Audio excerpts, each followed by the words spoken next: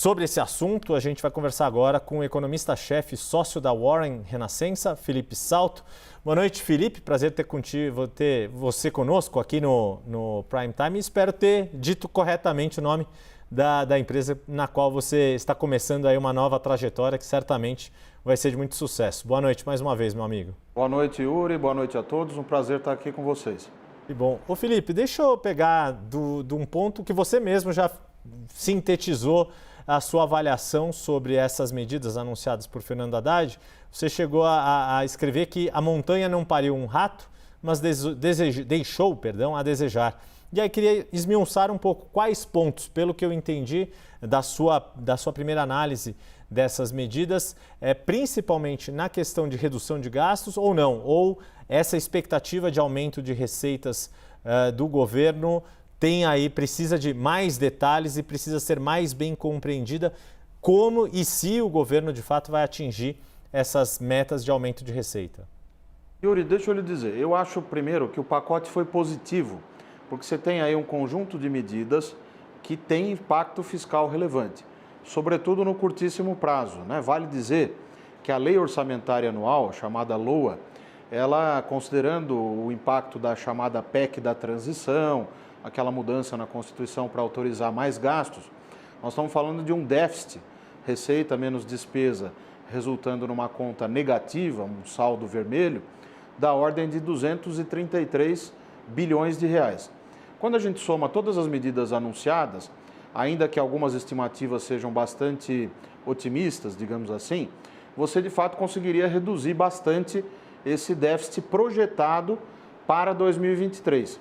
Mas você tem ali, por exemplo, 70 bilhões só nessa questão da redução da litigiosidade, que tem a ver com o CARF, aquele órgão que cuida dessa questão da relação do fisco com os contribuintes, do chamado contencioso tributário, e as medidas que têm a ver também com incentivo para que os contribuintes declarem para o fisco, né, que estão numa situação de débito e paguem as suas contas. Então, a soma dessas medidas dá 70 bi. Só de saída. Aí você tem mais 36 bilhões de reestimativa de receita. Nessa parte, de fato, a arrecadação prevista no orçamento, na proposta orçamentária que já avançou e já foi aprovada, você tem ali uma subestimativa. Então, de fato, faz sentido esse número de 36 a 40 bilhões de reais. O problema, Yuri, é que isso depende de parâmetros macroeconômicos, né? Por exemplo, o preço do petróleo, a taxa de câmbio, o que vai acontecer com o PIB, etc, etc. Do lado do gasto é que é o problema. Você tem 50 bi, mas a maior parte disso acaba sendo fumaça. O que você quer dizer com fumaça?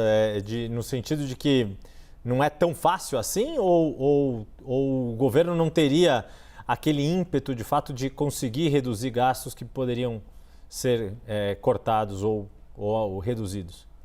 Aqui, para explicar melhor, você tem 25 bilhões no pacote anunciado que tem a ver com o chamado contingenciamento. Essa palavra difícil quer dizer o quê? Quando começa o ano, o governo avalia suas metas fiscais, a chamada meta de resultado primário, receita menos despesa, olha o teto de gastos, né, que é aquele limite para o crescimento da despesa, e decide ou não cortar, congelar um pedaço do orçamento. A única parte do orçamento que você pode fazer isso é o chamado discricionário, que é cada vez mais espremido, Yuri, porque a gente tem hoje já um nível muito baixo de investimento, o custeio já também está muito baixo, então é difícil imaginar um corte de 25 bi. Mas suponha que ocorresse. O que precisa para isso? Precisa mostrar que nós estamos justamente naquelas hipóteses legais previstas na Lei de Responsabilidade Fiscal. Eu só posso contingenciar se eu mostrar que não vou cumprir a meta de primário. Só posso contingenciar, a outra hipótese, se o teto de gastos estiver na iminência de ser rompido. Como foi autorizado um bolo de gastos relevante por fora das regras fiscais, então só mudando a meta de primário na lei para que você possa fazer o contingenciamento. E os outros 25 bi, Yuri, tem a ver com revisão de contratos. Isso eu acho muito bom.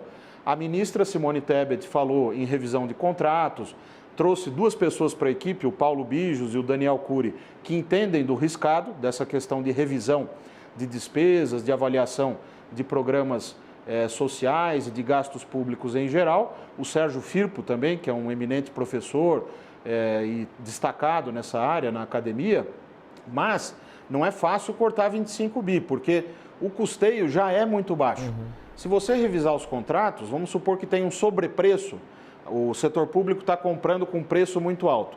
Você revisa isso. A minha conta é que isso daria de 11 a 12 bilhões e não 25. Então, quando eu digo que é fumaça, parte é fumaça. Quer dizer, uma parte, sim, com bastante esforço é possível você fazer. Ô, Felipe Sal, deixa eu botar aqui mais um ingrediente para a nossa conversa, recapitular um pouco do que disse Fernando Haddad quando anunciou essas medidas. O ministro afirmou que está preparado caso haja alguma frustração em relação aos resultados econômicos durante o ano. Vamos ouvir. Mas nós vamos perseguir esse objetivo. Qual é o objetivo? De que a despesa se aproxime da de 2022, como proporção do PIB, e que a receita se aproxime de 2022, como proporção do PIB. Me parece muito autoevidente que essa é um rumo adequado para a situação que a economia vive hoje. Aproximar a receita da de 2022 como proporção do PIB e a receita, a despesa também. Ou seja, tentar equilibrar o orçamento ainda esse ano, lembrando que nós podemos ter frustrações e que essas frustrações devem ser compensadas por outras medidas à medida que o ano transcorre e que a gente faça o acompanhamento do que está acontecendo.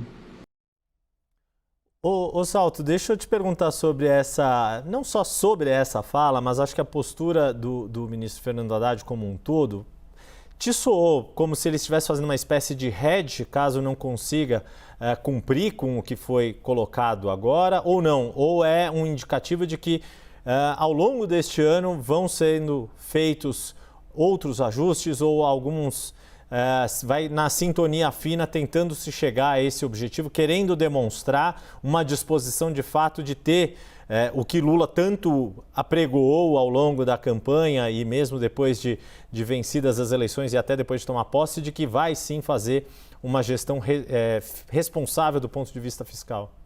Olha, eu achei a declaração muito positiva, porque é um pontapé inicial que eles estão dando, com medidas majoritariamente do lado da arrecadação, mas estão sinalizando na direção correta. A preocupação com o equilíbrio fiscal intertemporal, a preocupação em reduzir a projeção de déficit.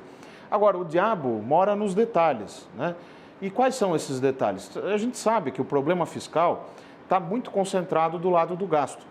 Nós temos um orçamento, você pegar uma pizza de 8 pedaços, um pedaço só dessa pizza é onde o governo pode manejar. É muito pouco, e dentro desse pedaço que ele pode manejar, pode cortar, congelar, contingenciar, está o investimento público, que está previsto em cerca de 22 a 23 bilhões de reais para esse ano de 2023.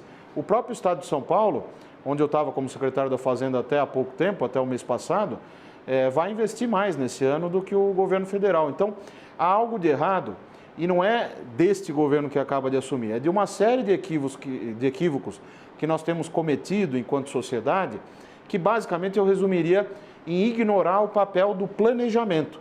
É preciso retomar o papel do planejamento, discutir os projetos de investimento estruturantes, saber para onde nós vamos, recolocar o BNDES também para ajudar nesse resgate do crescimento econômico, do desenvolvimento. Então, não é só o ajuste fiscal pelo ajuste fiscal. Acho que tem que ter a responsabilidade com as contas. Isso não é fácil de ser feito, porque a dívida pública vai crescer nesse ano, em razão da taxa de juros muito elevada, mas o que o mercado precisa, quer ver, e a sociedade em geral e o resto do mundo, é se essas medidas, inclusive as que podem ser adotadas ao longo do ano, como disse o ministro Fernando Haddad, vão ajudar a equilibrar a dívida em relação ao produto interno bruto, que é a medida daquilo que a gente gera de renda e riqueza no país. Felipe, você fez menção na sua resposta anterior à formação de equipe de Simone Tebet. A gente tem, enfim, sabe que quando foi formada a equipe de Fernando Haddad, houve um ruído maior dentro do mercado financeiro e é esperado porque o Ministério da Fazenda acaba sendo o principal, mas você falou da importância do planejamento, Simone Tebet, ministra do Planejamento. A ministra Esther Dweck, da Gestão e Inovação, também buscou ali ter se cercar de algumas pessoas que são referência em áreas, e aí cito aqui de cabeça Francisco Gaetani para a área de administração, pode ser que seja um indicativo de trazer novas políticas que não são tão associadas a governos do PT. Você mencionou, eu sei que você é um entusiasta, por exemplo, de revisão de gastos periódicos, o spending review, quer dizer, pegar uma política pública, avaliar se o dinheiro que é aplicado nela faz sentido, está dando retorno adequado ou não, ou se aquele dinheiro pode ter uma outra alocação. O Francisco Gaetani é um dos principais especialistas em administração pública, pode ser que proponha ou consiga fomentar uma discussão adequada em termos de reforma administrativa ou de melhor funcionamento da máquina administrativa. Esse segundo escalão que foi montado nessas outras pastas que são também da economia, te dão aí um horizonte de que algumas dessas políticas públicas mais contemporâneas, que são mais referência no mundo, podem chegar, enfim, ao Brasil, serem aplicadas de fato, a despeito de não fazerem parte do léxico típico das políticas econômicas do PT? Olha, Yuri, eu vejo o segundo escalão, tanto do Ministério da Fazenda, quanto do Ministério do Planejamento, quanto do novo Ministério de Gestão, da ministra Esther Dweck, esse último, com gente de muito valor. Veja, o ministro Haddad levou o Gabriel Galípolo, que, dentre outras coisas, ajudou a fazer uma série de PPPs, concessões aqui no estado de São Paulo, tem uma formação muito boa, conheço ele há muito tempo, é um bom executivo. Então, acho que tem uma equipe boa também lá. A ministra Simone trouxe gente da academia, como o Sérgio Firpo, o pessoal de orçamento, que entende, né? Orçamento é um mundo à parte.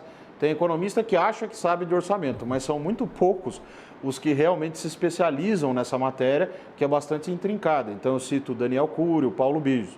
E a ministra Esther trouxe o Chico Gaetani, o Francisco Gaetani, que tem uma larga experiência, uma vasta experiência no serviço público, é uma pessoa de elevado valor, conheço o Chico e acho que ele pode sim ajudar. Claro que é sempre uma decisão política, né? A reforma administrativa, tem que ver como vai ser, se é uma reestruturação de carreiras, se é um resgate da reforma chamada Reforma Gerencial do Estado, lá do governo Fernando Henrique, dos anos 90. Lá do Bresser, né? Exatamente, do ministro Bresser Pereira. Mas eu acho que nós estamos um pouco nessa matéria em compasso de espera. Tem pouco tempo ainda de governo. Eu acho que os primeiros sinais foram bons e tem pessoas de valor ali na equipe, né? Vamos dar tempo para a gente poder avaliar e, claro, acompanhar. Eu brinquei, Yuri, que eu já tirei a minha lupa da gaveta, né? Já tirei a poeira dela e comecei a analisar os números em detalhe. Bom, e se tem alguém que entende de números de orçamento é Felipe Salto, economista-chefe da Warren Renascença, desculpa, eu estava invertendo aqui o nome. Ô, Felipe, antes de tudo, antes de me despedir, deixa eu te perguntar mais uma coisa bem rapidinho, porque a gente falou dessa equipe, cada um formando a sua equipe com pessoas que você vê aí com otimismo, porque de fato são pessoas referência nas suas áreas, mas há uma grande expectativa em torno dessas pessoas conseguirem trabalhar juntas. E os ministros, na hora de elaborar o novo arcabouço fiscal. O fato de Haddad, aí bem rapidamente, ter levado tanto Simone Tebet quanto Esther Dweck para essa apresentação das medidas de quinta-feira, é um sinal de que essa equipe está azeitada e quer se mostrar azeitada para essas próximas tarefas que tem pela frente? Entendo que sim. O Ministério da Fazenda, naturalmente, é o centro de gravidade. Ele é o ministério mais importante, auxiliado pelo planejamento e orçamento, que foi agora dividido em dois. Então, vejo como positivo ele ter levado na coletiva as duas ministras. E não vamos nos esquecer que tem o governador Geraldo Alckmin, vice-presidente, no desenvolvimento, indústria e comércio, que é uma pasta muito relevante também se a gente for discutir revisão de programas que pesam bastante, gastos tributários, incentivos fiscais. Muito bem lembrado.